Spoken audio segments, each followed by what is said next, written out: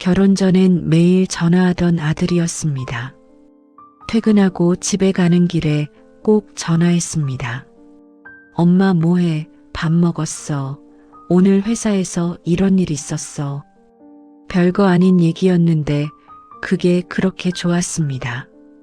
하루 중 가장 기다려지는 시간이었습니다. 결혼하고 달라졌습니다. 전화가 뜸해졌습니다. 일주일에 한 번이 되고 한 달에 한 번이 되고 이젠 먼저 연락 안 하면 연락이 없습니다. 전화해도 되는 건지 모르겠습니다. 바쁠까봐, 며느리 눈치 보일까봐, 괜히 부담 줄까봐. 아들한테 전화하는 게 언제부터 이렇게 조심스러운 일이 됐는지 모르겠습니다. 내가 낳은 아들인데 왜 이렇게 멀어진 걸까요? 한 어머니의 이야기를 들어보았습니다. 아들이 25살 때 취직했습니다. 서울에 있는 회사였는데 처음 합격 통보받던 날 저한테 제일 먼저 전화했습니다. 엄마 나 붙었어. 그 목소리가 얼마나 들떠 있었는지 지금도 생생합니다. 저도 얼마나 기뻤는지 모릅니다. 고생했다 아들, 잘 될 줄 알았어. 그 말밖에 못했는데 눈물이 쏟아졌습니다. 혼자 키운 아들이었습니다. 남편이 아들 10살 때 사고로 떠났습니다. 그 뒤로 제가 이것저것 다 하면서 아들을 키웠습니다. 새벽에 식당 일 나가고 낮에 공장 가고 저녁에 또 청소일 하면서 아들 대학까지 보냈습니다. 잠을 4시간도 못 잔 날이 많았습니다. 몸이 부서지는 줄 알았습니다. 근데 아들 얼굴 보면 힘든 게 다 녹았습니다. 이 아이만 잘 되면 된다. 그 생각으로 버텼습니다. 사람의 마음이란 참 묘합니다. 자식을 키울 때는 내 몸이 부서지는 줄도 모르고 삽니다. 내 인생을 깎아서 자식의 앞길을 닦아주는 게 당연하다고 생각합니다. 근데 그렇게 나를 다 내어줄수록 정작 내 안에 나는 사라지고 맙니다. 자식이 내 전부가 되어버린 순간부터 우리는 자식의 작은 변화 하나에도 온 마음이 흔들리는 존재가 되어버립니다. 그걸 그때는 몰랐습니다. 그 아들이 드디어 제 밥벌이를 하게 됐다고 하니까 그동안 고생한 게 다 보상받는 기분이었습니다.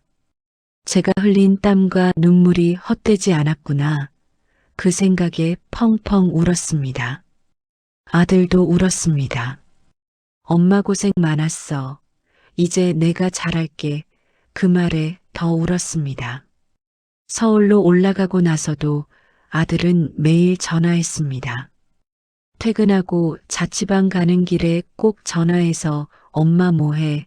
밥 먹었어. 오늘 회사에서 이런 일이 있었어.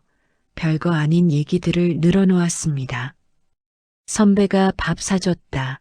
오늘 야근해서 힘들었다. 주말에 친구 만났는데 재밌었다. 그런 소소한 이야기들이 저한테는 세상에서 가장 귀한 선물이었습니다. 전화기 너머로 들리는 아들 목소리가 하루 중 가장 기다려지는 시간이었고 그 목소리 듣고 나면 편하게 잠들 수 있었습니다. 아들이 30살 되던 해에 여자친구가 생겼다고 했습니다. 회사 동료라고 했습니다. 성격이 좋고 착한 사람이라고 했습니다. 목소리에 설렘이 묻어났습니다. 저도 기뻤습니다. 드디어 우리 아들도 짝을 찾았구나. 이제 외롭지 않겠구나. 얼마나 다행인지 몰랐습니다. 몇 달 뒤에 아들이 여자친구를 데리고 내려왔는데 예쁘고 얌전한 아이였습니다. 인사도 밝게 잘하고 싹싹했습니다. 마음에 들었습니다. 이 아이랑 결혼하면 좋겠다 싶었습니다. 1년쯤 지나서 아들이 결혼한다고 했습니다. 너무 좋아서 며칠을 들떠 있었습니다. 아들 결혼 준비하느라 제가 다 바빠졌는데 그 바쁜 게 행복했습니다.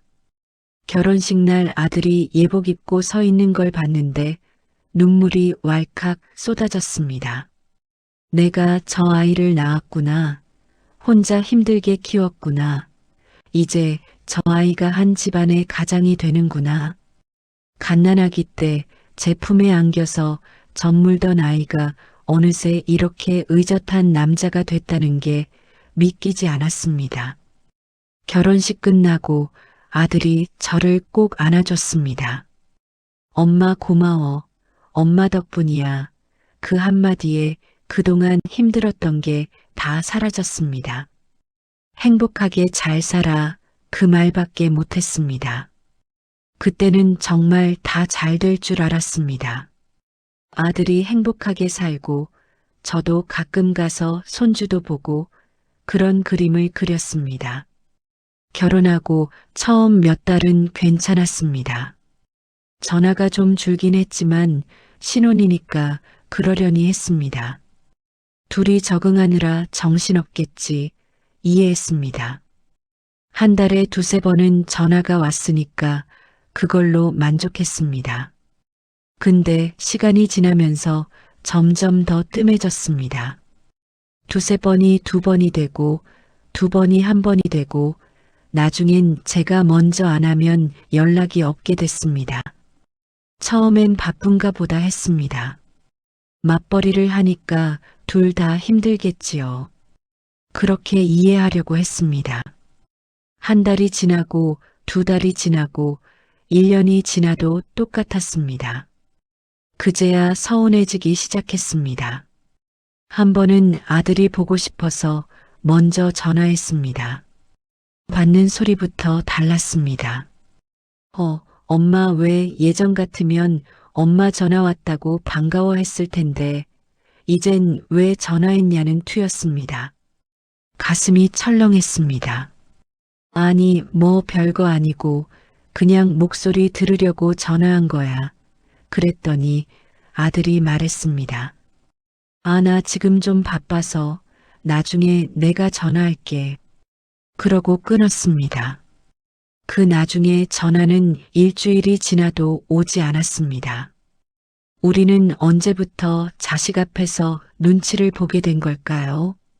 내가 낳은 아들인데, 내가 밤잠 설쳐가며 키운 아들인데 전화 한 통하는 게 이렇게 조심스러운 일이 되어버렸습니다. 바쁠까봐, 귀찮아할까봐, 며느리한테 잔소리 듣지 않을까봐. 어쩌다 우리는 아들 앞에서 죄인처럼 눈치를 보게 된 걸까요? 그것은 아마도 더 이상 자식의 세상에서 내가 주인공이 아니라는 사실을 받아들이기 어려운 마음 때문인지도 모릅니다. 설날에 아들 집에 갔습니다. 선물 잔뜩 싸들고 갔습니다. 며느리가 좋아하는 과일이랑 아들이 좋아하는 반찬이랑 이것저것 챙겼습니다. 새벽부터 일어나서 준비했습니다. 며느리가 차려준 밥상을 받았는데 음식 솜씨가 좋았습니다. 맛있게 먹으면서 칭찬했습니다. 며느리야 음식 정말 맛있다. 어디서 배웠어? 그랬더니 며느리가 웃으면서 감사해요. 어머니 했습니다. 근데 그 웃음이 뭔가 거리감이 느껴졌습니다. 공손한데 차가웠다고 해야 하나 아니면 제가 너무 예민했던 건지 모르겠습니다. 밥 먹고 나서 아들하고 얘기 좀 하고 싶었습니다.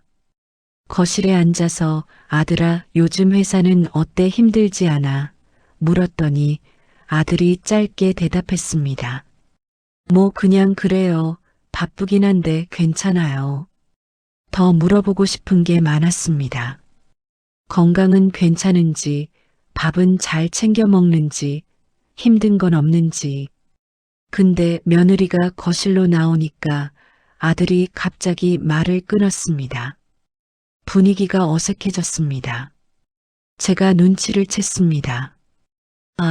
며느리 앞에서 나랑 오래 얘기하면 안 되는 건가.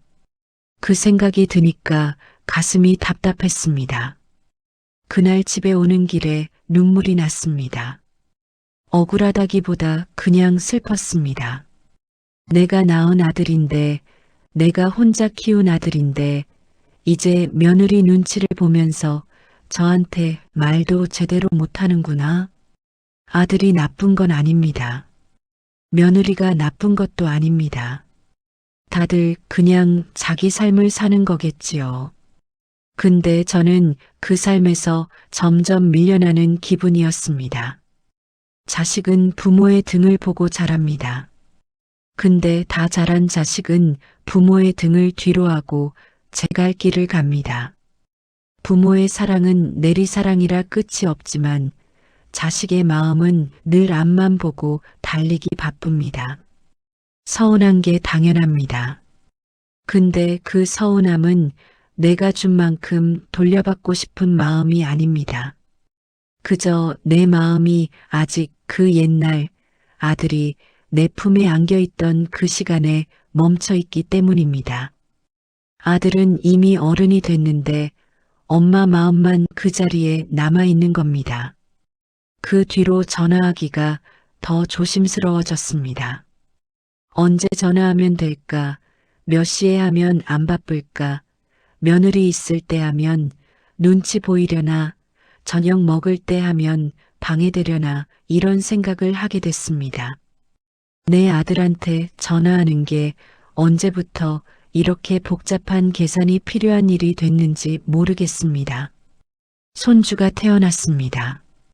아들한테 연락이 왔는데 사진 한 장이 카톡으로 왔습니다. 엄마, 아들이에요. 그 한 줄이 전부였습니다. 너무 보고 싶었습니다. 당장 달려가고 싶었습니다. 근데 먼저 가겠다고 하기가 조심스러웠습니다. 산후조리 중일 텐데 방해되면 어쩌나, 며느리가 부담스러워하면 어쩌나, 언제 가면 돼 물었더니 아들이 나중에 연락할게요. 그랬습니다. 그 나중에가 2주나 걸렸습니다. 손주를 처음 안아봤을 때 눈물이 났습니다. 이렇게 작은 게 내 손주라니, 내 아들이 아빠가 됐다니 감격스러웠습니다. 손주 얼굴을 한참 들여다봤습니다. 아들 어릴 때랑 똑같이 생겼습니다. 근데 며느리가 옆에서 지켜보고 있으니까 오래 안고 있기가 눈치 보였습니다. 힘들면 내려놓으세요. 어머니, 며느리가 말했습니다. 배려하는 말이었는데 왠지 얼른 내려놓으라는 것 같았습니다. 더 안고 싶었는데 못했습니다. 손주가 좀 크니까 더 보고 싶어졌습니다. 말을 배우기 시작했다는 얘기를 들었습니다. 할머니, 그 소리가 듣고 싶었습니다. 전화해서 손주 좀 바꿔달라고 했더니 며느리가 받았습니다. 아기 지금 자고 있어서요. 나중에 다시 전화드릴게요. 그러고 끊었습니다. 그 나중에 전화는 오지 않았습니다. 가끔 카톡으로 손주 사진이 옵니다. 가족 단톡방에 며느리가 올립니다. 손주가 밥 먹는 사진, 손주가 웃는 사진. 볼 때마다 심장이 녹습니다. 댓글 달아주고 싶은데 뭐라고 써야 할지 모르겠습니다. 괜히 뭐라고 하면 시어머니가 참견한다고 생각할까 봐요. 그래서 그냥 하트만 누릅니다. 하트 하나가 제가 할 수 있는 전부입니다. 추석에 아들 집에 갔습니다. 오랜만에 손주를 봤는데 손주가 저를 어색해했습니다. 제 얼굴을 빤히 보더니 엄마 뒤에 숨었습니다. 할머니야, 할머니가 왔어. 그랬더니 고개를 돌려버렸습니다. 가슴이 아팠습니다. 내 손주인데 저를 낯설어 합니다. 자주 못 봐서 그렇겠지요. 근데 자주 보고 싶어도 마음대로 갈 수가 없습니다. 가겠다고 하면 며느리 표정이 미묘해지니까요. 집에 있으면 하루 종일 전화기만 쳐다봅니다. 혹시 아들한테 연락 올까 해서요. 카톡에 알림 뜨면 심장이 뜁니다. 열어보면 스팸이거나 광고입니다. 아들한테 먼저 연락하고 싶은데 손가락이 안 움직입니다. 뭐라고 해야 할지 모르겠습니다. 밥 먹었냐고 하면 너무 뻔하고, 보고 싶다고 하면 너무 무거울 것 같고, 괜찮냐고 하면 또 귀찮게 할 것 같고, 밤에 잠이 안 올 때면 예전 사진을 꺼내봅니다. 아들 어릴 때 사진들이 있습니다.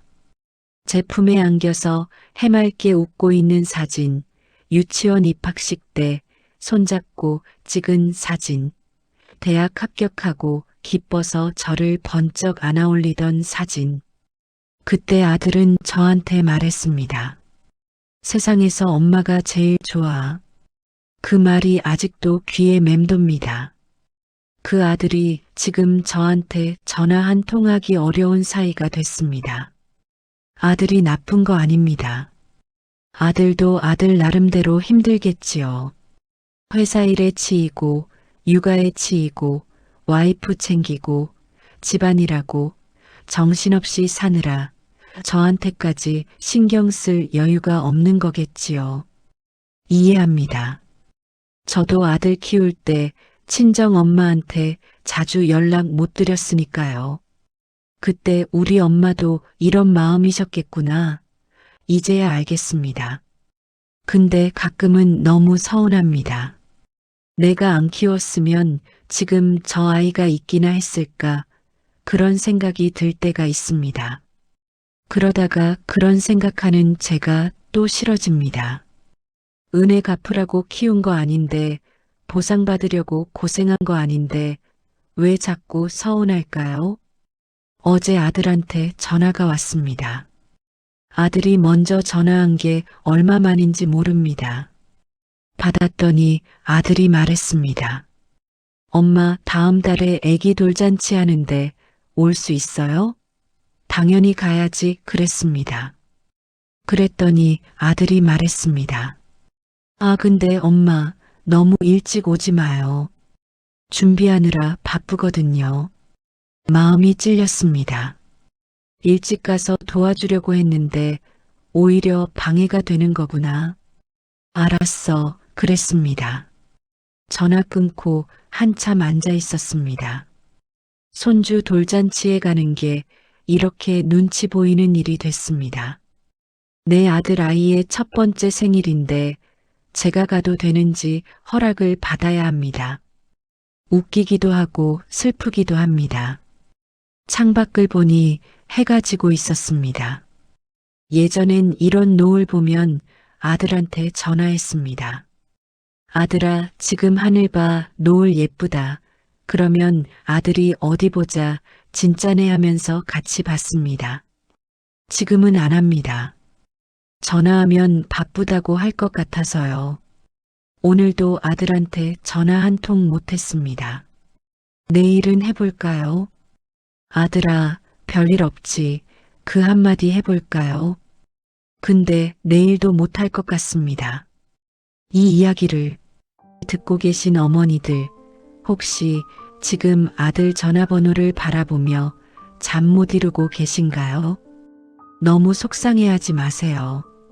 자식이 부모를 덜 찾는다는 것은 그만큼 자식이 제 세상을 단단하게 잘 꾸려가고 있다는 증거이기도 합니다.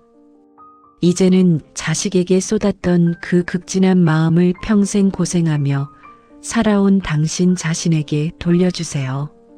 자식 연락 한 통에 하루가 흔들리기보다 오늘 하루 내가 좋아하는 차 한 잔, 내가 걷고 싶은 산책길 하나를 더 챙겨보세요. 당신은 충분히 잘하셨습니다. 아들을 훌륭하게 키워냈고 이제는 그 무거운 짐을 내려놓고 편안해질 자격이 있습니다. 당신은 자녀에게 마지막으로 전화한 게 언제인가요? 이 이야기가 마음에 닿으셨다면 좋아요와 구독 부탁드립니다.